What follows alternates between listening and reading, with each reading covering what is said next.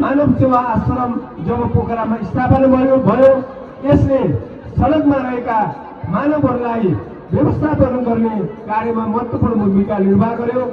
यो श्रेय भनेको जुन मानव सेवा आश्रमका परिकल्पनाकार आदरणीय रामजी अधिकारी हुनुहुन्छ, यसमा धेरै मानवीय सेवामा धेरै मानवहरूले सहयोग सद्भाव पेश गर्नुभएको छ। यसैको स्वरूप आज यो दोस्रो महायज्ञ सुरुवात भएको छ। आज समापन पनि दिनु यो महायज्ञमा सहयोग गर्नुहुने आमा समूह, टोल विकास संस्था, विभिन्न व्यक्तित्वहरू, विभिन्न स्थानीय निकायहरू, म सबैलाई धन्यवाद दिन चाहन्छु। यो संस्थाले गरेको जुन कार्य छ यो पुण्य कार्य छ।